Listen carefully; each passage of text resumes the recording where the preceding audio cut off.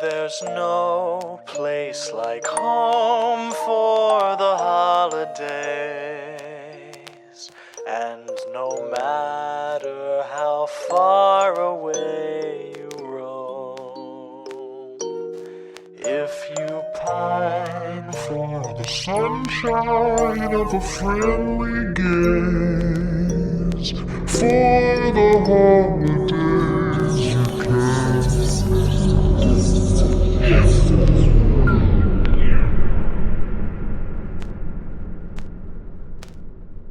Welcome back to Horror for the Holidays, a Christmas horror movie podcast. I'm Jay Logsden. And I'm Jeff Searcy. And Jeff, happy birthday, Christmas. Happy birthday, Christmas indeed. Spread a little Jesus. Yes. Hold on to my hand, Jay. Something you'll become a man Yes. soon or something. I don't know. Why do you have to cry to become a man, Jay? And Jeff, let the midnight special shine its light on me. Indeed. And also, I don't know, something that's kind of like a French. I think it was American. I think it was even like English, but it was a, I don't know, some kind of version of Eye of the Tiger, but it's also Christmas in some way. Yes. Somehow. Yes. It sounded like Eye of the Tiger, but it might have had Christmas themed lyrics. It was hard to hear. It was very hard to make out, but I think you're right. I was literally sitting there. I'm like, is this Eye of the Tiger? And then they start singing. I'm like, no, I think he's singing about Christmas. I'm like, at first I was like, is it a French version of Eye of the Tiger? No, I'm pretty sure he's singing about Christmas. All that to say, we're talking about, this week we're talking about one of Jeff and my favorite movies. A little, 1990s Deadly Games. AKA Dial Code Santa Claus. AKA Game Over. Dun, dun, dun. AKA Hide and Freak.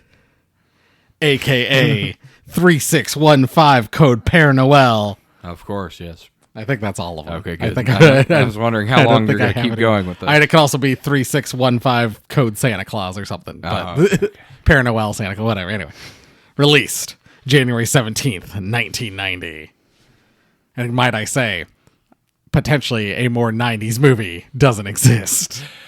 Yeah, it would be tough. Very tough to find one. It's very 90s without being, it feels very 90s without having anything that like explicitly I think says this is the 90s. You could tell it's definitely, if you just glance at this movie, you'd know it's definitely late 80s, early 90s. Yep. You're looking at it. Written and directed by René Manzor.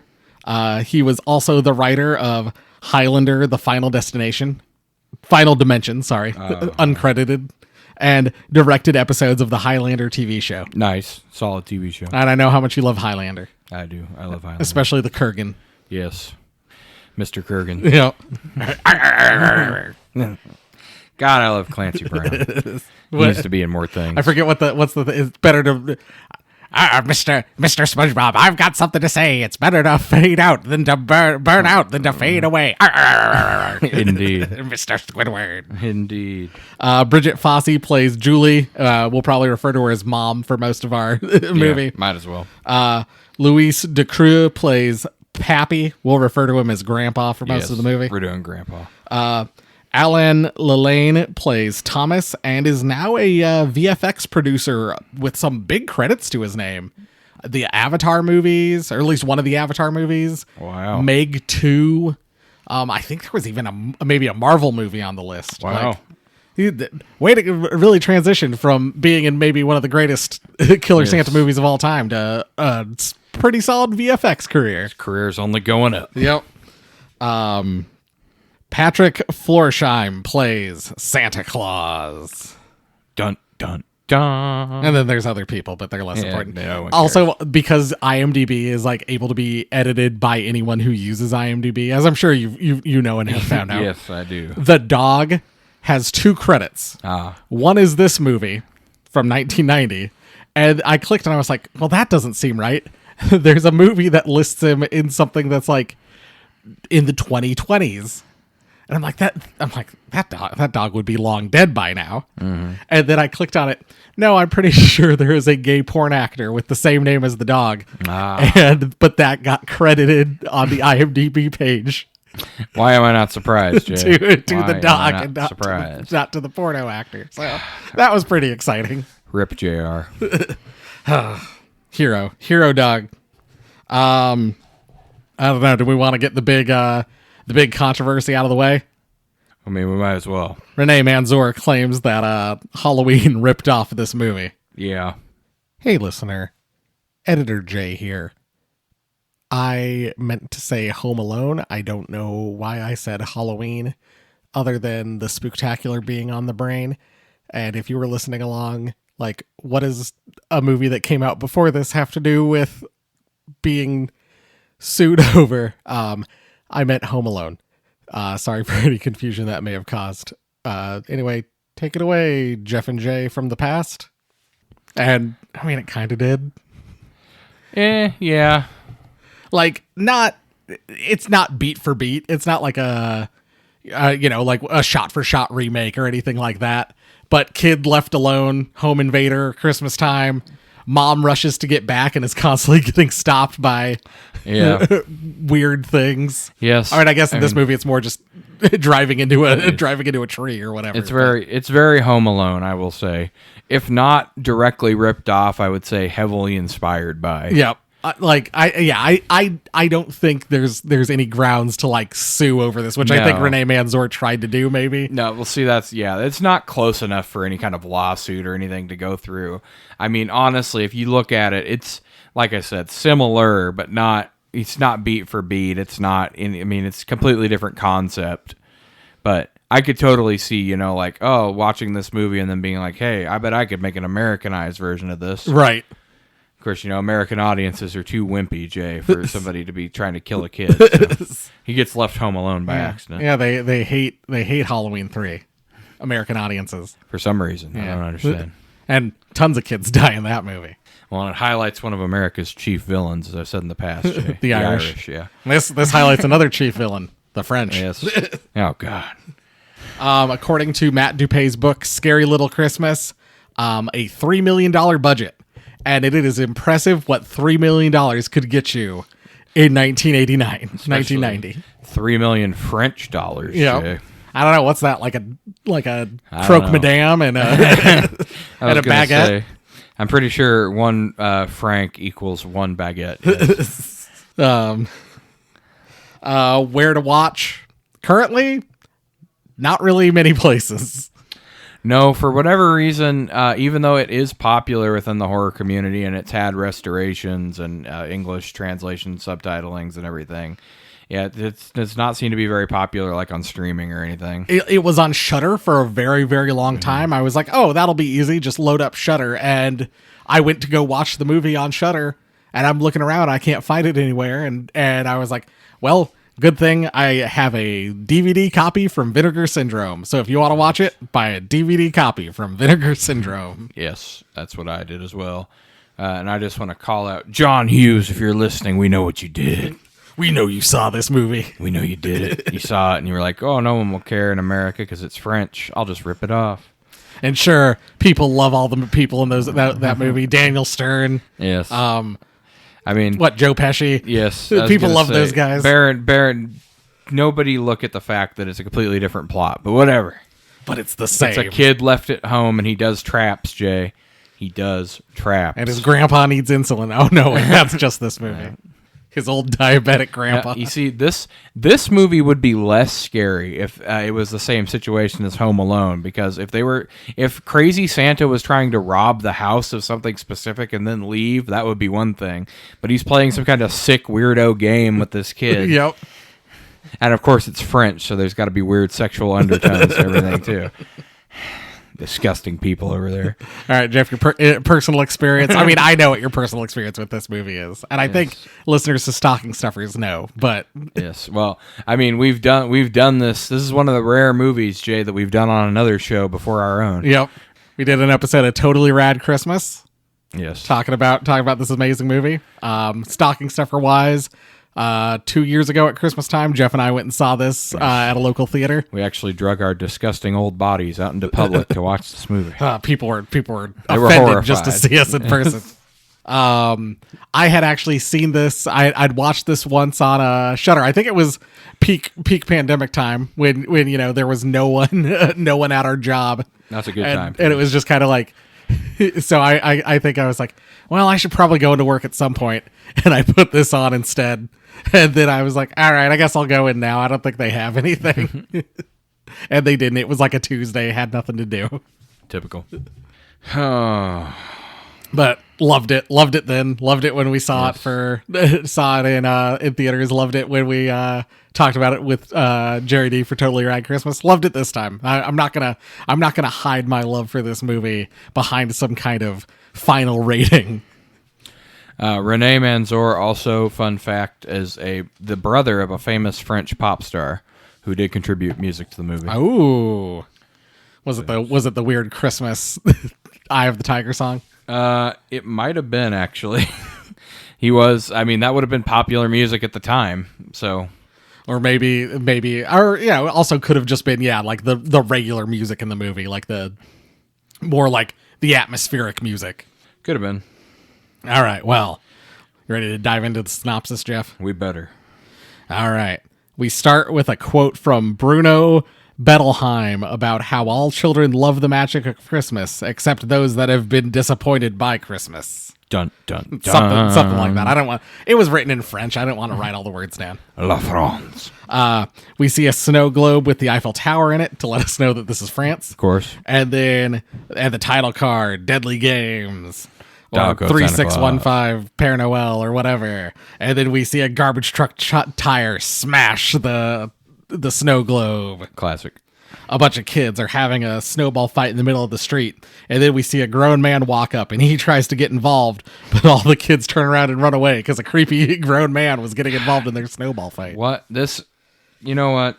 We need to just praise this actor right out of the gate. What a fucking creep. He looks like a creep. What a good creep for a movie. We cut to this lavish mansion in the countryside of France, I'm sure. Yes. It is. And we see Thomas asleep in like a plane cockpit, and he wakes up, and we get a montage of him like dressing like Rambo with this Christmassy version of Eye of the Tiger playing, while he also like chases his dog JR around the house. Jair. Jair. Jair, why must you die?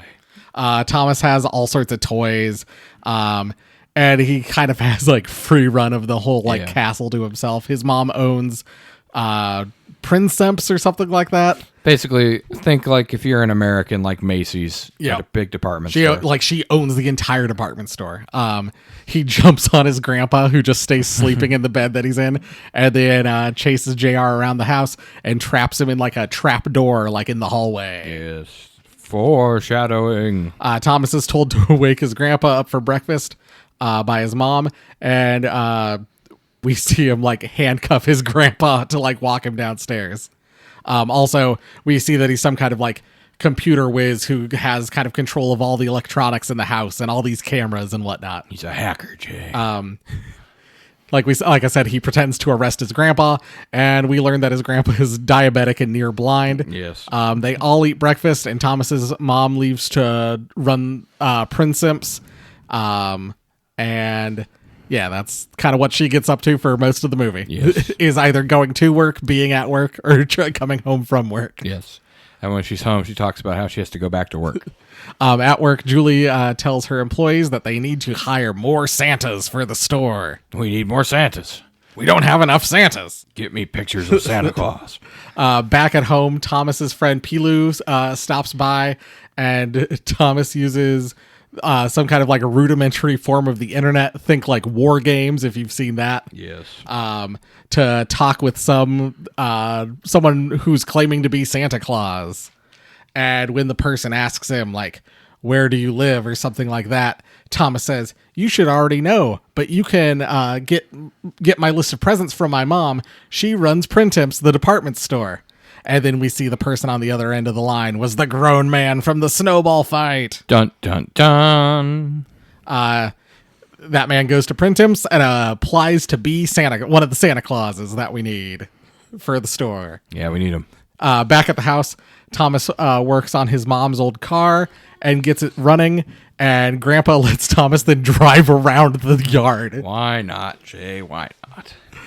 We then see Thomas working on a computer system to trap Santa or like get pictures of him so he can prove that he exists because Pilou doesn't believe that Santa is real. I need pictures of Spider-Man. I mean Santa Claus. I need to prove that fat fuck Pilou wrong. Fucking fat bastard. Useless motherfucker. Can't even ride a bicycle. Yeah, we'll get to that. Santa is at Printips, having kind of a great time. He's interacting with all the kids. And then this little girl comes up and says, "I don't like your face," and pulls off his beard. Santa slaps her, and Julie sees this. Julie, the mom, sees this and fires Santa on the spot. When Santa gets sent to the personnel office, he overhears that Thomas's toys are being loaded into a truck, and he heads down to the dock that it's being loaded into. I just want to say that little girl had it coming. No, he shouldn't have been fired. No, she was a real, and then she lies. Yes. We see Thomas and his grandpa playing D&D, Yes. and we learn that they've been playing this campaign for 2 years, and Grandpa just got to level 2. Yes. Now, I don't know if that's a skill issue on Grandpa's part or if Thomas isn't a good DM, but it feels like there's something going wrong somewhere. That's got to be a combination of both. But in a little bit of a foreshadow, there's some blindness issues going on, and they're facing a troll. So Yep. we'll come back to that later. Thomas, Grandpa, and JR, the dog, all go to bed. Yes, of course. The truck arrives on the property at the house, and Santa strangles the driver when he comes around and opens the back door. Nice. Thomas sneaks out of his room and hides under there's the dining room, and the chimney is in the dining room, and he hides under the dining room table so that he can watch the fireplace for when Santa shows up. Oh, and boy, does he show up, Jay, in weird, filtery, weird sparkle. Thomas's mom calls and tells him that if Santa arrives and sees him awake, that Santa will be angry and turn into an ogre. Santa, we can assume at this point, which it's then verified later, murders like the two groundskeepers because they were also... Yes, they were going to come out and help with the packages. And he uses their canned snow to dye his hair and beard white.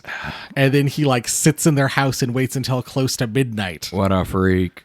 He then climbs down the chimney, and Thomas kind of wakes up under the table and sees this. And at first, like you said, Jeff, it's all sparkly and hazy and all beautiful, and he's all excited because he has this proof that Santa's there. And then JR runs out, attacks Santa, who grabs a knife from the table and stabs the dog, killing it. R.I.P. JR. Rest in peace. He'll get a funeral though. Don't worry. And then Santa looks under the table and still holding the bloody knife and says, "Thomas?" And then Thomas runs away and Santa chases after him. Dun, dun, dun. Thomas wakes up Grandpa and blocks the door, but Santa's able to just burst through it like it's nothing. Of course. Even though it's this giant mansion house. Yes, with a heavy old wood door. Yeah. They escape out a window, and then they hide in one of Thomas's weird secret room toy rooms. Basically, his father is dead, which is established early on, and it's he apparently used to play with his dad in all these hidden crawl spaces and servant walkways for this ancient manor house. So he's got a pretty good idea of basically how to get around without being seen. But also this room specifically is filled with generation upon generation of toys. Yes. Of course, we got dumbass Grandpa bumbling along, fucking everything up. They are able to kind of sneak their way through the house because Thomas realizes we could get to the car in the garage because they got it running earlier. Yep. And they get inside and the car won't start. And Thomas keeps and he's finally able to get it start, and we see Santa step out in front of the car. And Grandpa's close. Yelling to step Run on his the ass gas. over. Run him over. And Thomas can't bring himself to do it. And then Santa gets closer and starts attacking the car. First, headbutting the windshield, which causes the windshield to crack, and Santa just starts bleeding from his forehead. You think how much pain would have been saved if he just ran him over? And then he attacks the car with a sledgehammer, and Thomas and Grandpa are eventually able to escape, and they hide back in the room they were hiding in earlier. Thomas and Grandpa hear the phone ringing in the mom's office, and Thomas gives Grandpa a walkie-talkie so they can stay in communication while he tries to get to the phone using all the cameras and stuff in the house on his little remote control wristband. What were those things called? It was the little portable Nintendo system. It's Like the Power Glove. Yes. Yeah. It's basically like a Power Glove fused with like one of those old sets of VR goggles. Thomas sneaks through the house using the cameras to keep track of where Santa is, but Santa notices the cameras and starts smashing them. Smart Santa. Santa finds Thomas in a hallway, and Thomas triggers like the emergency doors, like the big metal steel doors, like over all the windows and doors to like slide down. And then as Santa gets close, he uses the same trap that he used on JR earlier in the movie to trap Santa. Rest in peace, JR. Thomas then runs through this weird like art maze in the house, which it's a hallway. It's a bunch of hallways with like artwork hanging in them, but then you also see the scene from above, and there is also a piece of artwork on the floor.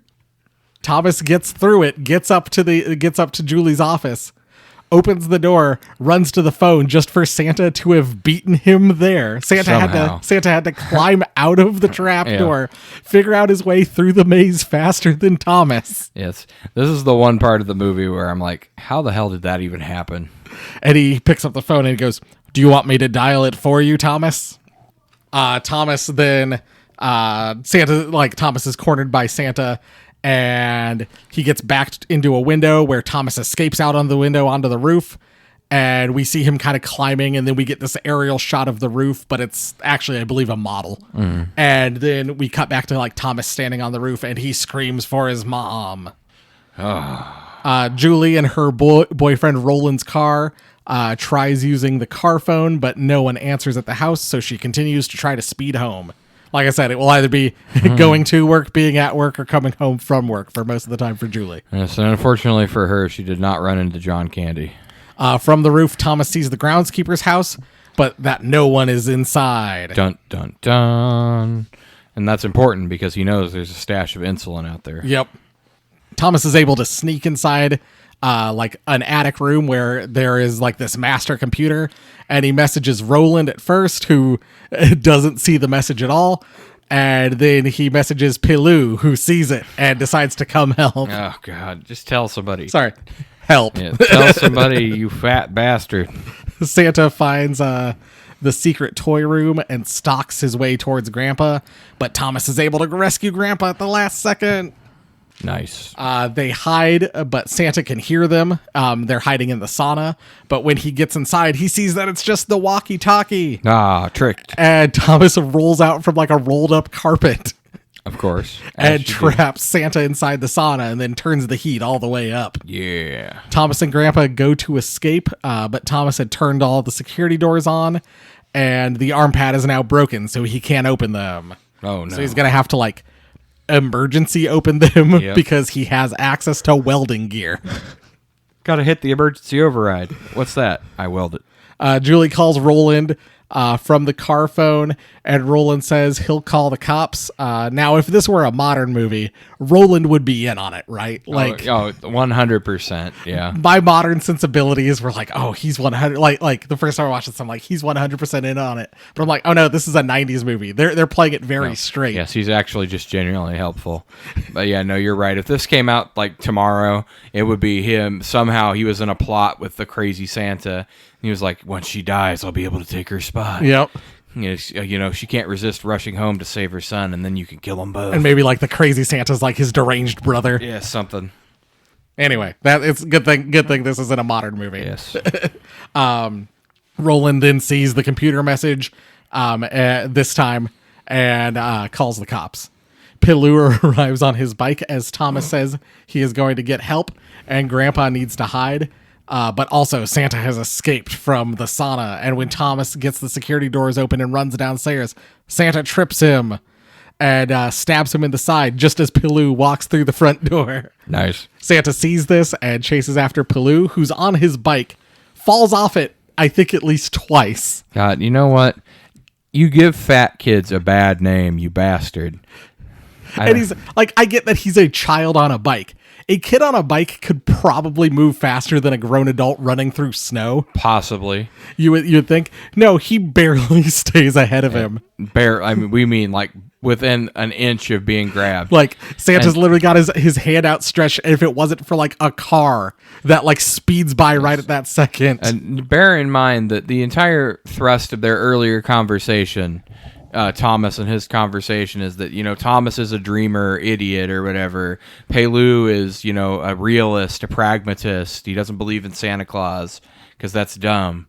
And so out of all the things he could do to quote unquote help, he decides to go there himself. A little fat, like fucking 8-year-old or whatever. Like, what the fuck does he think he's gonna do? Like a real The Rizzler. It's like, call the police and then try to escape on your bike and fail at it almost so badly you die too. Gee, thanks. And then he never comes back. No. You would think like, Yes. maybe Pelou escapes, is able to call the cops, tells his parents they're able Nope. to call the cops. Never. No, you Nothing. never see him again. What a fucking piece of shit friend. What a useless character and a piece of shit friend. He talked a big game, Jay, about how, he was a smart kid and he's above this kind of stupid petty shit. I think he even drops the R slur. Oh, yeah. Like multiple times towards Thomas. He does. That's in there. This is back when you could still be spicy in movies. Jay. Yeah. Grandpa from his hiding place inside a suit of armor talks to Thomas, but Thomas tells him to stay hidden. I need my insulin, but it's fine, Thomas. Just leave me. I'll die. Thomas gets on the speakers and threatens Santa that he will make him sorry and make him scared. One of the best speeches, I think, from a kid in a movie. Yeah. We get a montage of Thomas like stitching himself up, burying JR, and making weapons And traps. over as Bonnie Tyler sings "Happy Birthday Christmas." Spread a little Jesus. Something, something, something. Become a man. Renee Manzor, I believe, also directed that music video. I can believe it. I assume that's the only reason that song is in this movie. But no, I mean, that was... Talk about a great Christmas song I didn't know about until 2 years ago, and now my wife hates it so much. The other day, because I remembered we were doing this and rewatched it, and as soon as she heard "Merry Merry Christmas" come out of my office, she was like, "No, it's too early." Become a man. We need to figure out how to make Bonnie Tyler's Merry Christmas into like the Whamageddon for horror for the holidays. We need it. I don't know what we're Bonnie Tyler Geddon. I don't know. We need to workshop that. Bonageddon. And if you hear Merry Christmas, which doesn't get airplay, so you really don't have to work. You have to be working purposely trying to listen to the song. It's like another little known track. I think maybe we should mention, Jay. Give a little plug to our buddy Leo Carpazzi. My buddy Zach, I had posted. I basically, the second Christmas music comes on, I start listening to it, and so like December 1st, Last Christmas comes on by Wham. So I posted like, all right, I'm out of Whamageddon. Like, I really don't care. I'm not purposely trying to avoid it. In fact, I kind of enjoy Last Christmas as a song. I think Wham gets a bad rap. But my buddy Zach posted, oh no, as soon as I heard about it, I went and listened to it. He's like, because that's too much pressure to try to avoid the song. I mean, that's a good point. Thomas shoots some like rocks with a slingshot at Santa, and then the third rock actually has like a tracking device on it that attaches with some Velcro to Santa's suit. Thomas then escapes through a dumbwaiter. He then sets a trap with some darts, and as Santa steps through, he gets shot with crossbow like darts in his neck. Yeah, my ass. We then see Thomas pouring a bunch of like gasoline on the ground, and when Santa like steps in the area where the gasoline is, he lights a toy gun like dart on fire and shoots it, which then causes Santa to like go up in flames. God, see, if that had been the way he'd actually just killed Santa right at that moment, that would have been like I would have never watched any other movie again. Thomas then makes an explosive with like a toy train and like a little toy grenade and marbles for shrapnel and like firework powder in it. And he like winds up like the toy train so it starts moving, playing Happy Birthday Christmas. I don't know if you noticed that. I did notice that. And it slowly starts making its way towards Santa, but it stops short. Santa picks up the toy, winds it, and sends it. Yep, it passes Thomas and is headed straight for the suit of armor. Not Grandpa. So Thomas jumps out of his hiding spot to run to save Grandpa, but Santa catches him, and the train hits the suit of armor, but then doesn't go off. And this is where we get our biggest twist in this entire movie. It makes you doubt everything that happens in this movie. Because Santa has him caught, dead to rights, is a psycho killer. And I'll let Jay, you can tell him what happens next. And then what is this the moment where he says, I caught you, now it's your turn, or something like that? Now it's my turn to hide. And then he leaves him and goes off to hide in the house. Yep. Like they were playing a game this entire time. Count to 20. He's like, count to 20, no cheating. Yes, this is when you realize that no, this guy is not like he's not like your Michael Myers or your Jason or whatever, like a slasher. No, he's legitimately an insane person. Roland gets to Julie and picks her up in a spare car. The cops arrive as Midnight Special starts playing on the radio in the cop's car. Cop with good taste. Let the Midnight Special. Must be a French cop thing. Thomas is able to talk to Grandpa. But Grandpa says he needs his insulin. I need it. And we see Santa sneak up behind the cop and murder him. Well, we assume murder him, but he does murder him. Yeah. Thomas looks for the insulin and then notices that the tracking device is getting closer and closer. He finally notices this and turns around, but it was just on a toy tank. Santa's more clever than we thought. Thomas runs to the groundskeeper house. Past the bodies of the dead groundskeepers. He gets the insulin and gets in the police car that's still turned on. It starts driving towards the house, calling for help on the police shortwave radio.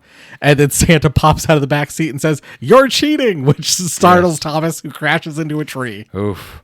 Just a side note, R.I.P. to the groundskeepers. Can you imagine being essentially slaves to this rich family, having to work on Christmas Eve instead of being home with your family, and then getting murdered for it? Getting murdered by a psycho Santa. Oh, my God. Thomas escapes from the police car, and Santa chases him down. Thomas trips over the dead cop's body and grabs a service revolver as kind of Santa cautiously walks towards him as Thomas is kind of shaking, and then he kind of puts the gun down because he doesn't think he can do it. Santa takes one more step, and Thomas shoots. Good on you, kid. We then see Thomas arrive into the house. He frees Grandpa from the suit of armor and gives him the insulin shot. And at first he thinks maybe Grandpa's died. Might be too late. But Grandpa slowly starts moving again. But then that's when Santa appears in the doorway, all caked in mud and shit, and burned alive. He's a true ogre now. Grandpa grabs the gun, but remember, Grandpa's blind. He's blind, so he can't really see. So he tells Thomas to get down. We hear the gunshot go off, and we hear Thomas scream, "No!"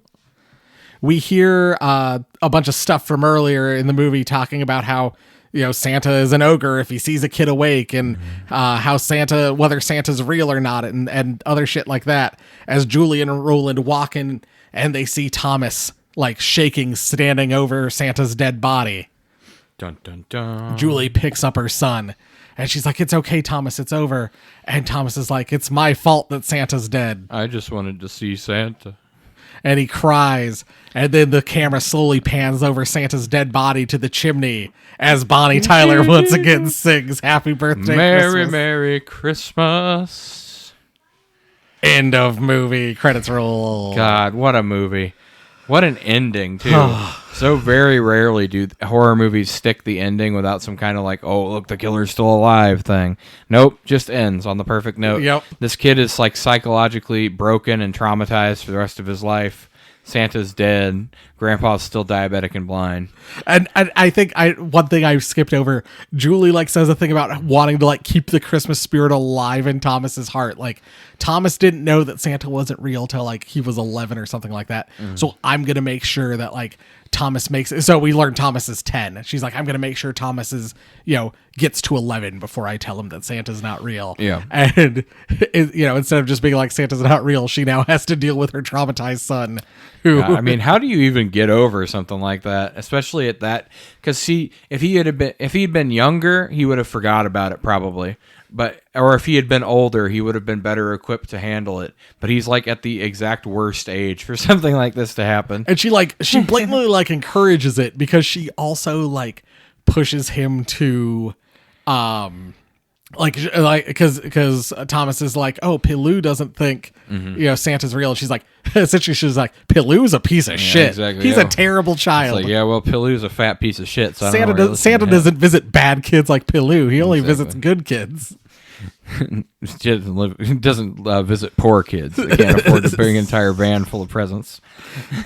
And so it's a really, that's like a really like, but she, like I said, she kind of encourages this whole thing instead of being like, maybe that was her opportunity to, maybe my son won't be mentally scarred for the rest of his life. Jeff, this is how you get like a Billy or like this is like a Billy or a Harry Standling like the origin story. This is a Michael Myers event. Like this scarring around a specific holiday could get us our Christmas slasher out of this. Yeah. Do you want a Michael? This is how you get a Michael. Yes. Honestly, this is one of the few movies I could say I wish I would have seen a sequel where he's grown up or whatever, and maybe he takes on the mantle of being a psycho Santa. I wonder. Like, I think this movie's perfect. I don't think you do that, but like it is one of those things where it's like they could do something with that. It'll never see. This is why movies that actually could have a good sequels never get made. Movies that absolutely don't need a sequel, the whole idea was covered in the movie. They get like 4 or 5 sequels. Yep. All right, Jeff. Well, which category do you want to start with? Christmas spirit. I'm just going to say it right now, off the charts. How Christmassy is the movie? How Christmassy are the kills? Movie. Very 90s, late 80s, early 90s Christmas, and I would say probably very French Christmas. There's snow on the ground, You get Christmas lights, you get Christmas trees, you get you have a Santa running around. You get Christmas music. Yep, once again, it's not at like a 2006 Black Christmas or like a Krampus or a level, but like it is high for this movie. The entire plot also revolves around Christmas, which is always good. Yep. Killer Santa. I mean, yeah, it's Santa killing people and doing it in creative ways. Yep. Like it's not the most Christmassy kills, but it's Père Noel running around murdering people and dogs. Possibly one of the most brutal dog kills I've ever seen in a movie. Like it's not even like it's like a dull knife. Yeah, it's almost like a cheese knife or something. Yeah, I think it's a cake serving knife where you're meant to like slice it or whatever and then put the cake slice up on your wide knife. Oh yeah, that's a good point. So it's like, it would be horrible. And the strength too to shove that through a dog's skull. Also the fact that he's able to climb through it's this giant house and he's able to both climb up the roof and then come down this massive chimney with like a rope. And so fast too. Yep, very impressive. Yeah. Let's do Christmas Carol favorite quotes. Well, it's a little hard since it's all in French. There are a lot of good quotes, but because it's in French, because it's got the subtitles, it makes it a little harder. Yes, we don't have the exact quotes, probably. But the two I was able to get pretty much word for word are, "I caught this half-blind diabetic prisoner. No big deal." That's Thomas. And then Julie says, "It's your grandfather. A little respect, please." And then the other one is, Grandpa, I wonder Santa really exists, and Napoleon and cavemen and all that. Yeah. Mythical figures. Napoleon and the cavemen. I mean, Jay still thinks Napoleon is real. What? No, not nothing. Oh, let me see. I pull up is that all you had? Those were the two those were the two I kind of got word for word. But there's a lot of weird quotes. And of course, "Happy Birthday, Christmas." Oh yeah, I'd say the entire Bonnie Tyler song, of course, to quote that. This is the mom and grandpa talking. He's like, "Must you really work on Christmas?" Because obviously they're insanely wealthy. And she's like, "Yes, if I'm not there, nothing will work." And he kind of rolls his eyes at her. It's like, typical rich lady. Yep. Oh, yes, I'm sure the department store can't possibly run without you, so you could spend Christmas Eve with your son. Oh, no, and then Roland, tells her to go home at one point, and she's like, "No, I have to get the files in." And it's like, go be home with your family. Yes. Oh, what a movie. What was it? Oh, there it was. Yes, his speech, but the one line I pulled out of it as, and even though you're Santa Claus, I swear you're going to be scared. Yep. Yes. No, I did like that line. I like that. I thought that would be a good poster line. The whole speech is really good too, because it's like he's like, yeah, you like it's something along the lines of like, you've invaded my house, but you don't know your way around my house like I do, or something like that. Mm-hmm. And then he's like, I'm gonna make you scared. Yeah. But no, basically, if you want a good quote from this movie, quote the entire thing. Yeah, start to finish. All right, so it starts off with the quote from the French guy. Yeah. A quote from a French guy in a French movie? Crazy. All right, Christmas wrapping, sets, costumes, etc. I think the mansion setting is awesome. Yes. I think the set pieces that they used, I think the miniature mansion that they used for like those aerial shots, Very well done. all looks great. I think our Santa looks very creepy and menacing. It's one of those where like, we just finished with Good Tidings, who are very creepy, like kind of like terrifying Santas. This one is just more like a menacing, I think is the way I would say it. Menacing, and just, you could tell by the look on his face that he is unhinged. And then my last thing for Christmas wrapping, the soundtrack's nuts. What are these songs doing? I'm going to bring this up again. What are these songs doing in this movie? You ask that, and yet it works perfectly. The soundtrack never makes you like pulled out of the movie. It just adds to the craziness. That's a good way to look at it. Because, I mean, even before the soundtrack goes crazy, we've already had, a kid seemingly cosplaying as Rambo with unlimited money in a mansion in the weird French Riviera, essentially capturing his blind grandpa and escorting him to breakfast. Playing D&D poorly. Yes, playing D&D, yes, only getting to level 2 after 2 years of campaigning. Once again, who's at fault here? Is it? 'Cause I mean, ultimately, you got to lay that on Thomas. You can't put that on the player. Yeah, like that. Yeah, the DM's clearly being stingy with the experience. All right. Do you have anything else for Christmas wrapping? I mean, we talked about the Santa Claus suit. I mean, I'm sure it's probably a standard one for France, but because it looks different than the American Santa Claus suit, I think it kind of adds something for American viewers. Yeah, listeners, if you're thinking like traditional Santa Claus, this isn't really that. It's like an all red suit. The boots are like red leather, and they have like the white kind of cuffs, and then I think maybe his shirt has maybe like cuffs or like whatever kind of jacket he's wearing, and then instead of like a hat, it's almost like he's wearing like a red fur lined like Santa like cloak. Yeah, almost like I was to say it was much more like pagan Santa than what we think of. But yeah, I'm not completely sure what if that's the standard Santa costume over there or not. But I thought it was interesting to see a different variation on the Santa costume. No, I agree. I used to. I was kind of sitting there, and I it's a foreign film. It's probably made about this. I don't remember when The Day of the Beast came out. Probably around that time. Probably right around the same time. And I was like, for like as much as we loved Day of the Beast, like certainly not the most Christmassy movie. No. And then you put this and it's like it's night and day almost. Day of the Beast was 95. Okay, so yeah, right around the same time. Same kind of window, yeah. But yeah, like this is perfectly Christmas in just about every single way.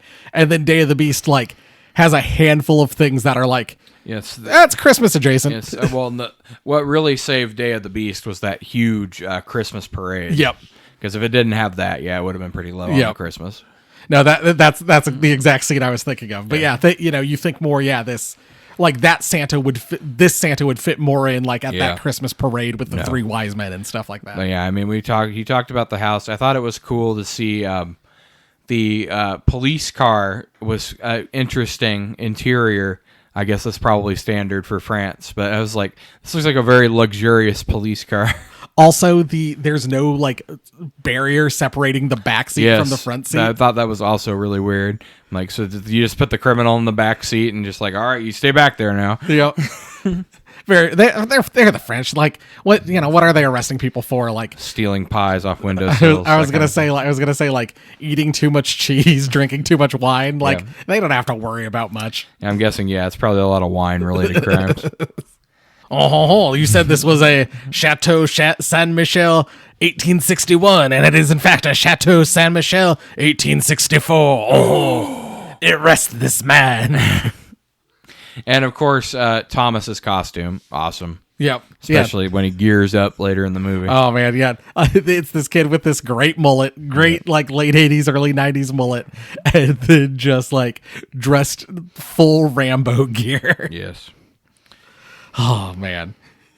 All right, well, Jeff, let's do broken bulb, brilliant bulb. One thing you want to fix, and then one thing you want to praise. Oh, I really struggled to find something I wanted to fix in this movie because I was like, it's pretty much perfect. What am I going to say? But honestly, I think maybe make it, I don't know, about 15 minutes longer and give us some more links between some of these scenes because time seems to pass in this movie at a weird rate. No, there are times where like I literally had to go, okay, Santa had Thomas cornered there.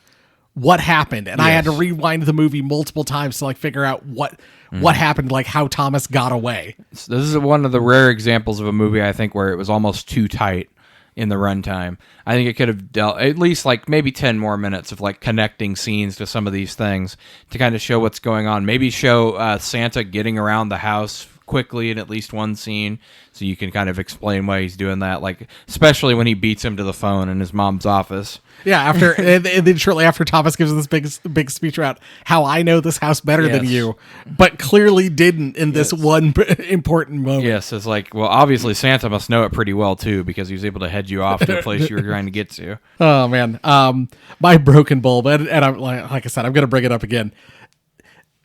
As much as the soundtrack is so unique and so interesting, every time the like Happy Birthday Christmas starts up, it takes me out of the movie.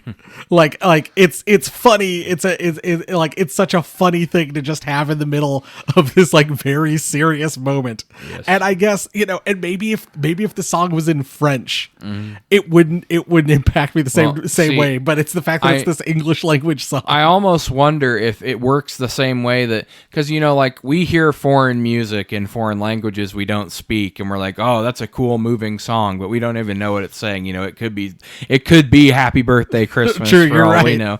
I'm like, maybe it works the same way for a French audience. They're hearing an English song or whatever, and the tone of the music or whatever and the way she's singing does sound sad. Yeah, but it's this big kind of swelling thing. No, I think that's a good point. So it's like, they're probably like, oh yes, it's a very sad English song. Meanwhile, we're over here, Merry, Merry Christmas. The real question though is then the cop just stepping out, because like that's funny on its own. The cop then stepping out and it's just let the midnight special shine its light on me, and I'm like, where the fuck is this coming from? Maybe that was really popular at that time. I don't know. It had to be.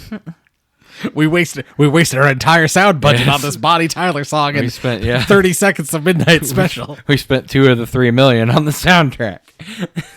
We gotta cut some corners here, guys. Make Grandpa blind. All right, brilliant bulb. The thing you want to praise. Honestly, I want to praise Thomas. He's a great character, and so many kid-centered movies go so terribly wrong because the kid can't act or doesn't act believably, but he is such a good actor. He totally sells this whole... At the same time being his childlike innocence or whatever of thinking like his crossbow dart trap and stuff are going to work and kill Santa or whatever, or like he's going to get him with the train bomb, stuff like that, where it's like clearly this kid has like a high level grasp of concepts and is very smart, but he is still in that kid mentality of, like a train bomb will kill Santa that I made with marbles and a firecracker. But he also sells the fear so well when he's especially towards the end when he has to shoot Santa, and it's I love the part at the end too where you could just see the horror and the color drain out of his face when he drops and he sees Grandpa shoot Santa. Yep. It's just excellent acting. Or that scene where like he Grandpa's breathing and then he pulls away and you see Santa walk in the room behind him. Mm-hmm. Like, it's so good. Such great acting from him, and it's very rare you get that from a child actor. My brilliant bulb, how well shot this is. That is true. This is like there's a great like it looks awesome. There's a great eye for detail. The models used are amazing. I would say this is just like visually a very, very impressive movie. Like it's so much fun just to kind of like look at the scenes and kind of look at the things they did. And you know, and I think the first time I watched this, I was like, how did they do that aerial shot? Because it doesn't look like a model when you see the thing. And like there are things where it's like very clearly like, oh, you know, I think Thomas like escapes through the dumbwaiter, and you're thinking like, oh, they didn't really have a way to shoot the dumbwaiter, so they kind of show like this wide open expanse, but it looks so interesting even when they do that. Well, this is right around the cusp of when I know this is it's funny how people are so concerned now with AI generated art and AI animation taking artists' jobs away. But this was like at the tail end of us losing some of the greatest movie making crafts, in my opinion. Set making, miniatures, doing those matte paintings for backgrounds and things. You see those all executed perfectly in this movie.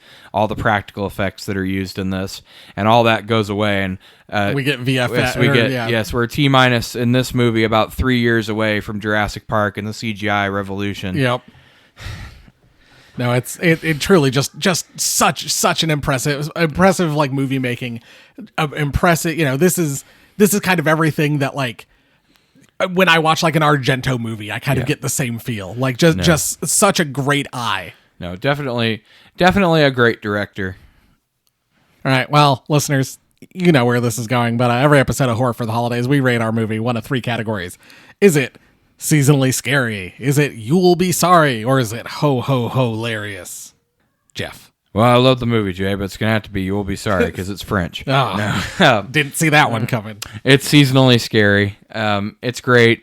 Don't get me wrong. I'm not the biggest fan of movies you have to read either, but this one is worth reading.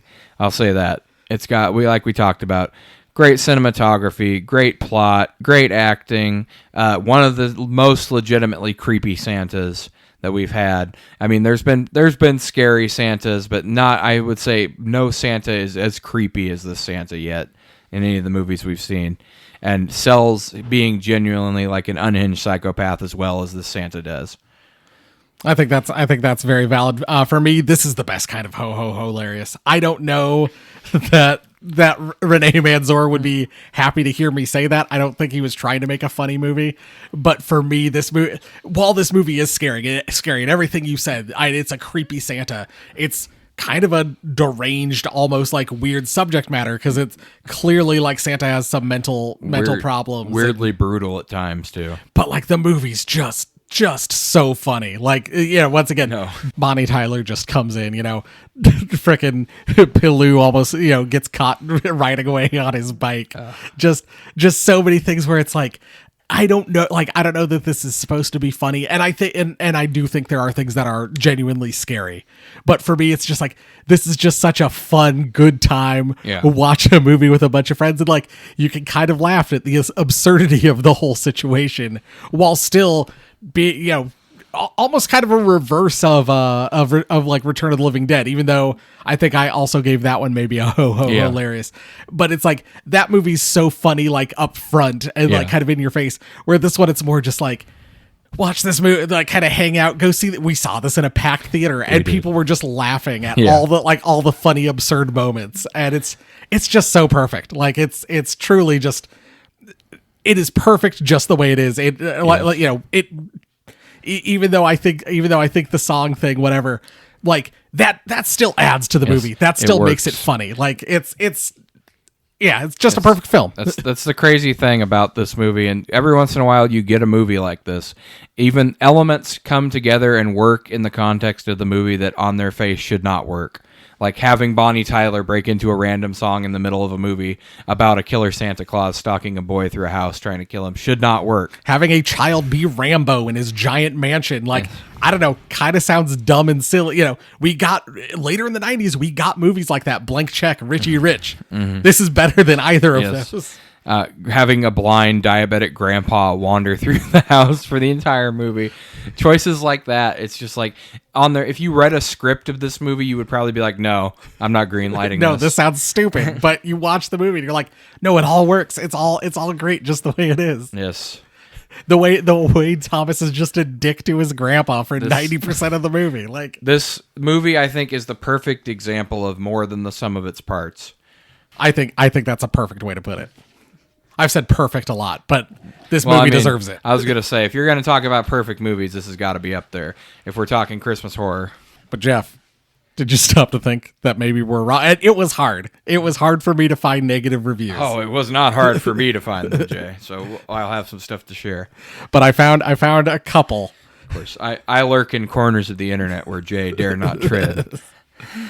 So I couldn't even find like negative reviews on Reddit. There was a negative review that was kind of like, yeah, there were like some 4-star reviews or whatever, and I'm like, no, this isn't a 4-star movie. This is an 8, 9, 10-star movie. But I'm like, but even then, like, they weren't like negative. It was more the kind of thing where you and I will kind of be like, that's a. Well, Like that's kind of like you left that review, but that review's not a 1-star review. That's like a 4-star review. Like these were like, that's a 4. You put 4 stars, but I'm like, I think this is more like an 8-star, like 7-star review. So in Reddit, I found a post where someone was like, I watched Deadly Games on Shudder last night. They're talking about, this is from last year around Christmas time, talking about watching it. And one review I have at the bottom of the thread says ass.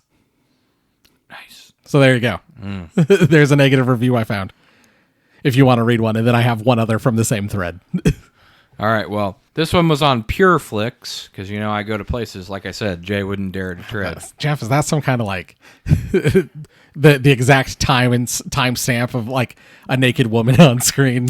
No, this is a Christian website saying whether movies are safe for their children to watch. Oh, perfect. Oh, I love it. I didn't even think about that. 1 star, 0 stars if I could. Whoever marketed this trash as some French Home Alone should be sued for false advertising. I put this on thinking it would be quirky, maybe whimsical, and instead I got a psychotic hobo in a Santa suit stabbing a dog to death before creeping around a mansion trying to murder a child and his grandpa. I had to try to explain to my daughter why Santa was trying to strangle a 9-year-old boy with Christmas lights. Try having that conversation at bedtime. I don't think that happened, but I don't remember that either. But you know, clearly they were they're making up plots to this movie. This isn't edgy. It's child abuse on film. It's the cinematic equivalent of shoving a broken ornament into a kid's eye and calling it festive. If this is what the French think of Christmas, no wonder the rest of the world hates them and makes fun of them so much. 0 stars, 0 holiday spirit, 0 chance I'll ever watch this again. Do not recommend. Very graphic. All right. So then the other one I have is, I saw this in the theater last week and I didn't get it. It was definitely beautifully shot. The exterior shots in particular gave the whole thing a whimsical / snow globe sort of feel that I really enjoyed, which I agree with that. But the majority of it just didn't resonate with me. I ended up feeling the most for the Santa. Until close to the end of the movie, I got the distinct impression that he was mentally unwell and didn't realize he was being threatening. Unless I missed something earlier, I didn't even think they established if he actually hurt the caretakers until the end. And then someone points out Santa slapped the child, killed a delivery driver, killed JR, etc., which are all mentally unwell things to do, but a clear sign that he's a threat. And then, tries to kind of justify... The person then responds, trying to kind of justify all of those things, and then misses. I could be, but says like, I believe, and I could be misremembering that the delivery driver kill wasn't revealed until the end, and it's like, no, and then so the person comes back, like, no, he's very clearly strangled on screen, and it's like, oh, I just must have misremembered the whole thing then. Like, I do think you're supposed to kind of feel some sympathy for the killer Santa, but not to be like, well, he's clearly like, no, he's still killing people unnecessarily. Yes, he's still a monster, even if he does have something wrong with him. Yep. Both things can be true. Yes. All right. This was from a blog called Cinema is Toilet Paper. 1 star. This is not horror. This is 90 minutes of a bratty French kid playing dress up in Rambo paint and crawling through vents while nothing actually happens. When the killer Santa finally does show up, he looks like a sweaty mall Santa who lost his job at Macy's and wandered into the wrong movie. The kills are cheap, the suspense is non-existent, and the blood looks like ketchup from a McDonald's packet. They call this a hidden gem. It's hidden because it's garbage. If this movie had been buried any deeper, maybe it could have stayed where it belonged, in the bottom of a trash can in 1990. I'd rather watch paint dry on a gingerbread house than suffer through this dreck again. They don't know how to have... Jeff, these people don't know how to have fun. Apparently not. I'm out. So if you have any others... I put this on Shudder because it was being hyped as some lost Christmas classic. I think it was. What I got was 90 minutes of pure agony. This movie is slower than molasses on a December morning. The tension is just endless scenes of a kid wandering through his house while fiddling with gadgets. The editing is choppy, the sound mix is amateur hour, and by the time the so-called climax hit, I wanted to gouge my eyes out with candy canes just to stay awake. You know what's scarier than this movie? My electric bill. You know what's gorier? Burning a frozen pizza. This is the kind of movie that makes you regret having a streaming subscription. I canceled Shudder halfway through just to punish them for even uploading this to their service. Jeff, do people like I maybe this is a symptom of like the kind of people who like can't look away from their phone while watching a movie. Like, is this a thing where like, oh, the movie's slow so it's boring? Like lots of older movies are slow. Like attention spans have certainly gone down recently. I don't want to be old man yells at cloud, but I do feel like so many more movies now it's just constant action. Well, I watched Ghostbusters the other day, and like it'd been a while since I'd seen it, but it was one of those things where it's like I remember watching this as a kid and just kind of like zoning out during like the non-ghost busting scenes, which is barely any of the movie, by the way. But I was just kind of like, oh, whatever, like, you know. And I'm like watching those, I'm like, oh, all the comedies in this, like all the comedy is in these parts, yeah, and just had a blast with it. But it was one of those things where it's like, you know, as a kid, but I'm like, did a bunch of these people like have some kind of like Arrested Development, and they decide like they're still children when they watch movies, so they're like, if it's not just constant bombast on screen, the movie's bad. I mean, like, I suppose that must be at least some segment of the population, because all these reviews can only point in that direction. Because I think we had like the same thing for like Black Christmas '74, where it was just people being like, it's slow, it's boring. Like, you've read review. I don't think we did Close for Christmas during that section when we were back then. Yeah. But like, I think a lot of the reviews you've read and we've done for that are just people talking about how boring the movie is, and it's like, do we not? I don't know. Like, is it just that like no one has the attention span for good classic movies anymore? Like, because we have so much Marvel. I don't know. Like I said, I don't want to be old man yells at cloud, but it's kind of what I feel like right now. All right, I got one final one. Every time I hear a critic gush about this film being a dark fairy tale, I feel like I've lost brain cells. What I actually watched was a neon-soaked fever dream that tries to pretend it has style while tripping over its own cliches. The cinematography looks like someone smeared Vaseline on the lens and drank an entire box of boxed wine. The pacing is so uneven you could use it as a torture device, and the acting, good lord, the acting. The little boy delivers every line like he's reciting a school play. And the menacing quote-unquote Santa looks like he's one drink away from falling over. This is not art or a hidden gem. It's not clever. It's a desperate knockoff of a slasher trying to convince you it has substance when all it really has is weird flashing gadgets and terrible soundtrack. Calling it a classic is an insult to the word classic. 0 stars for this movie, and negative stars for the critics who keep pretending it's worth rediscovering. Oh, go fuck yourself. And that's all I had. All right, Jeff. Well, let's take I don't know, Père Noël. We'll just call him that for this. And put him on our naughty list. My thought was, even though I think as you lovingly refer to him as Brooklyn Santa, yeah. I do think maybe around Brooklyn Santa level, maybe above Brooklyn Santa. I was going to suggest that. I was saying he's probably around that level, although I think probably like one step above him would be appropriate because I think he could probably beat Brooklyn Santa. Like, yeah, Brooklyn Santa's such like a schlub. Yeah. And, needs two people. And kind of similar in plot, I would say, to a little bit. To All a Good Night? Yeah, To All a Good Night. Like, very, very kind of similar, I think, kind of vibe, stalking through a large house. I think there's suit of armor related stuff, crossbow related stuff. But yeah, I mean, they needed two people to execute that. This is one creepy, menacing Santa. One creepy, crazy guy. So yeah, I think a little bit above the Brooklyn Santa duo. All right. Sounds good to me. Jeff, we got an email, so it's time for this. Oh, no. Garbage day! Huh? No!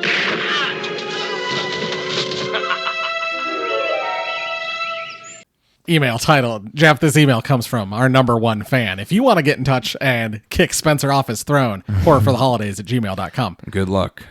Catching up. Hey, Jay and Jeff. Fat Boy Summer is over, and it's less than a month until the 2025 Horror for the Holidays Spooktacular. It is. Life is great. I had a full left hip replacement at the end of June. I had my right one done almost 4 years ago. Hey, good on you, Spencer. My mom got her hip replaced, and I know that rehab can be real difficult. Yeah, so that's rough. So I spent July recovering and August traveling with my whole family. We were in Ireland and Cape May, New Jersey, and had a blast. Awesome. I still have Guinness and Jameson Irish whiskey coursing through my veins. I was unable to listen to the podcast since I prefer to listen in my car while I'm working and running errands, so there aren't any interruptions, and now I'm catching up and loving every minute of it. Loving every minute of it. Fuck anyone who doesn't love The Return to the Living Dead. It's a fucking classic, and any normie that takes issue with it can go back to watching Downton Abbey and Love Island, and if they happen to be horror fans, they lost their membership card and all privileges accorded with it. I agree. I'm a huge Linnea Quigley fan, and Hollywood Chainsaw Hookers changed my life when it was released when I was 16. Hells yeah. Oh yeah. I told her so when I met her at the Mahoning Drive-In during Joe Bob's inaugural Drive-In Jamboree back in 2021. I got his and Darcy's autograph as well.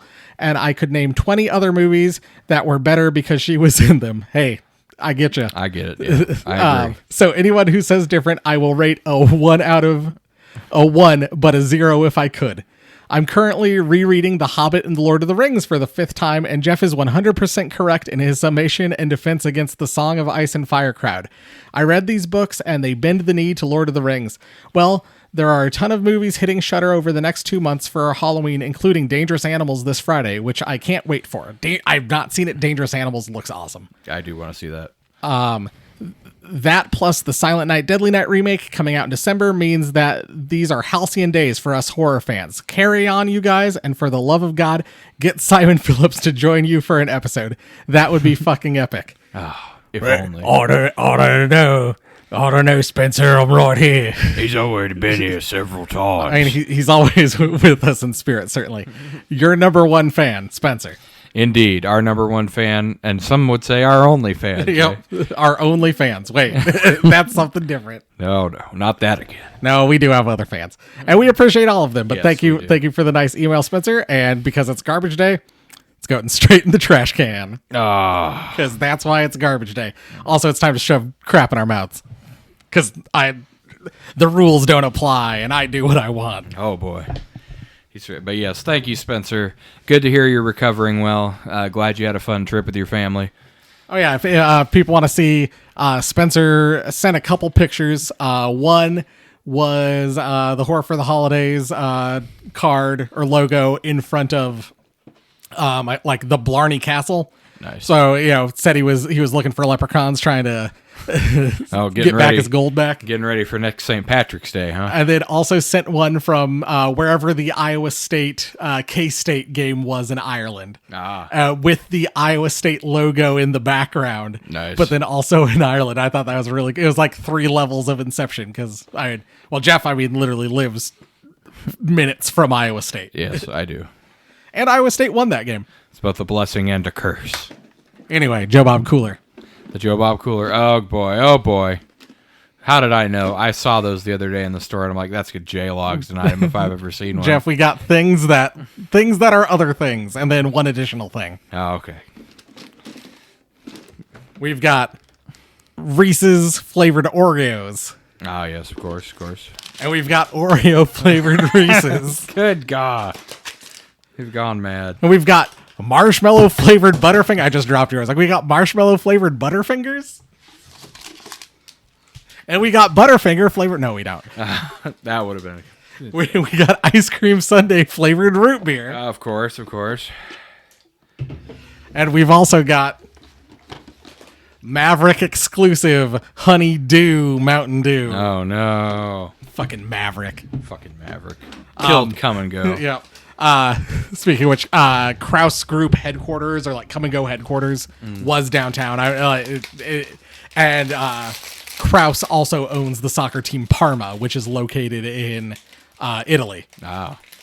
And West Ham wanted to sign the goalkeeper from Parma this summer. Didn't manage to do it, but I was like, I was posting in like a group I'm in. I'm like, I saw this morning, and Kraus Group headquarters is here. If you guys need me to, I'll go down and protest out front. I like the retro packaging on the Oreos. Yeah, it's really cool. A&W Ice Cream Sundae. That'll be interesting. All right, let's do What are you going to do first? let's do Reese's flavored Oreos and Oreo flavored Reese's. Okay. See which one got it better. And it's going to be Oreo, but we'll humor them for a minute. Yeah, we'll humor the losers at Reese's. Oh, boy. Splitting a king size, folks. Really big. Huge, even. Huge, king size, made for a king, but Jeff and I will eat one by ourselves just fine. Exactly. Is it a king size because kings are fat? Is that the joke? They're gluttonous. I always assume so. It's a Reese's cup with Oreo cookie in the bottom. Yeah. It's not bad, and like I kind of like that crunchy texture. I don't hate in the it. Reese's cup. Yeah, I don't hate it, but I mean, it's nothing crazy. It needed to do something to like imitate the cream, the white stuff, as I believe what New Kids on the Block called it. Oh, yeah. All right, let's do the real one. Let's do the one that we know will taste just like what it's supposed to be. Indeed. Here we go.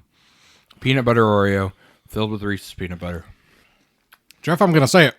I think a rare miss from the psychos at Oreo. Yeah. Not really getting much peanut butter flavor.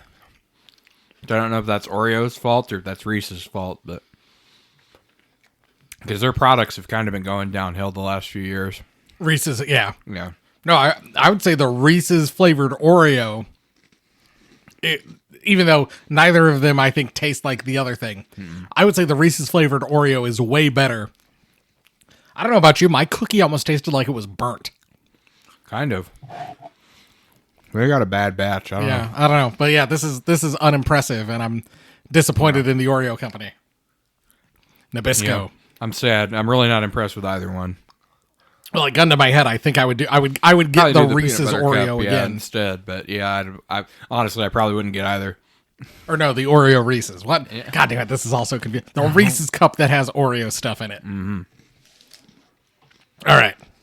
Butterfinger marshmallow. Here we go.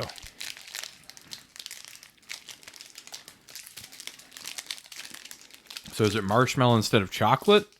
That's what it looks like. Weird, but okay.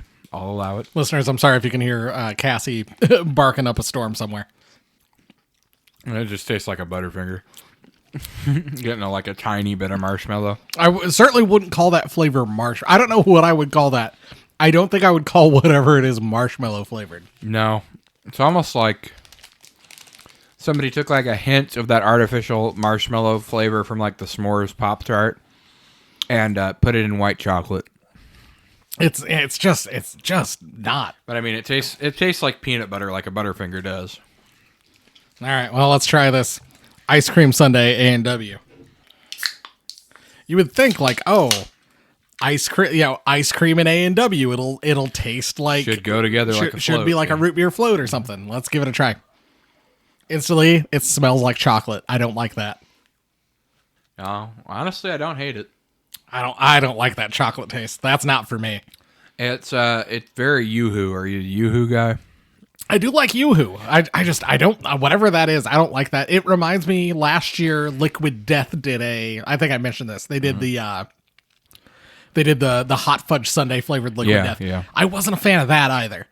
I don't know if it's just like the chocolate, that I could see that being good. That is not made for me. Yeah, I don't mind it. I probably wouldn't buy it like to drink or whatever normally, but I don't hate it. All right, last thing. Let's get some Mountain Dew Honeydew. All right, here we go.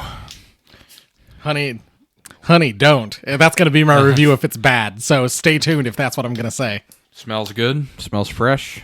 Ooh, it smells like they always say like it's dew with X flavor or whatever. Mm-hmm. This smells like dew with like, I would almost say instead of honeydew, I've not tasted it yet, but if it smells like dew mixed with the cucumber Gatorade, that's kind of like the smell I'm getting. A little bit, yeah. I like that. I'm going to say it, Jeff. Honey, do buy this again. Yes. I was going to say, I would drink this. No, this is actually really tasty. Hey, for once we got a local exclusive Mountain Dew that actually tastes pretty good. Take that, Casey's, with your shitty Overdrive. I think this might be the first time ever that a Mountain Dew has went up against an Oreo and beat an Oreo. I agree. This is what wild halcyon days are we living in? Exactly. See, Spencer called it.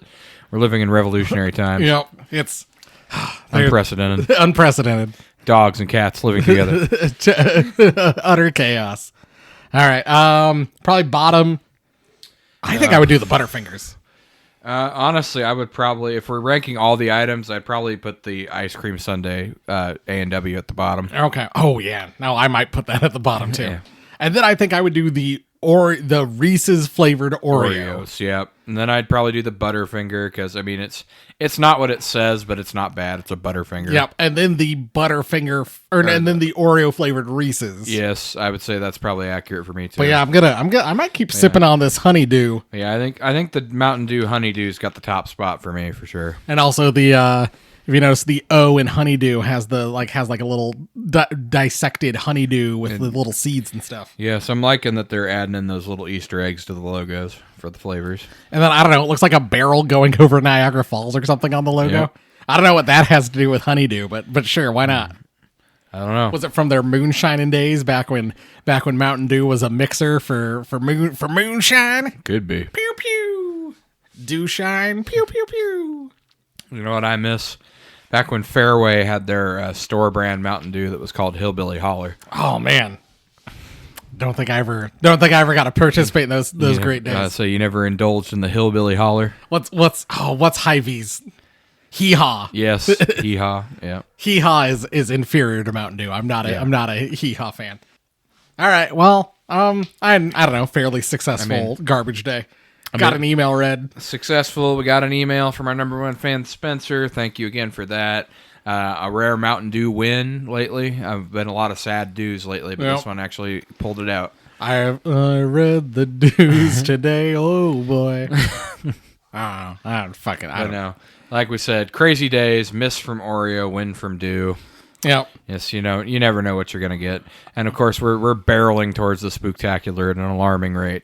If you want to get in touch with us, be part of Garbage Day, not try to knock Spencer off of his perch, become the new number one fan. Horror for the Holidays at gmail.com. Get in touch with us on social media. We are all the places. We are at Horror for Holidays. That is horror, the number 4, holidays. Well, Spencer has a 3-year lead on you, so good luck catching up with you. YouTube.com/horror for the holidays. Hit the subscribe button, thumbs up. Leave us comments there. They're easy to read, easy for us to respond to you quickly if you have a question or a suggestion. We're on all the podcatchers. You leave us 5-star reviews, 0 stars if you could, so you could prove you're a real sicko that actually listens to the show. Tell a friend, right? That's the other thing. That's the big thing. As much as liking, subscribing, hitting the bell, it all helps. All that shit helps. The best way to spread word about a podcast is to tell somebody you like about the podcast if you think they would also like it. Indeed. That's always the best way. And another great way to help us and other shows is to check out the Christmas Podcast Network. Yep, there's gonna be a Halloween episode coming up soon that that yours truly will be on. A couple of local fat guys. Yep. So yeah, you got that to look forward to over on Totally Rad Christmas. But you know, there's also others. There's Closer to Christmas. There's Advent Calendar House. There's Sounds of Christmas. There's Holly Jolly Xmas. All sorts of good stuff out there. Go give them a listen. They're arguably better than this one. I don't think there's going to be dogs barking in the background. Probably not, no. And you know what, Jay? We can proudly say that when Jerry D put out the call for two Midwestern fat slobs to talk about a Wisconsin movie, we answered. Yep, and we were there, and we told our own local Iowa lore about our own Christmas traditions in Iowa as opposed to their Christmas traditions in Wisconsin. Yes. Indeed. And I don't know, we talked about masturbating and shit too. So all sorts of great stuff. No, Jay, that was never discussed. We only talked about blood beating. Oh, you're right. Uh-oh. Doo-doo-doo. Yeah. Little teaser for you. Anyway, we will next week we will be on the road. We will be your stocking stuffer will hopefully, fingers crossed, be Jeff and me, and Jeff's wife on occasion, driving up and down from Des Moines. Well, me from Des Moines. I'll pick Jeff and his wife up in Ames, and we'll go all the way up to Minneapolis to visit one Matt Dupay at I forget Crypticon, Minneapolis. We'll hang out with him. We'll try to record some stuff while we're there. I'm just going to try to record on my phone. So I know people love the audio quality that we already put out.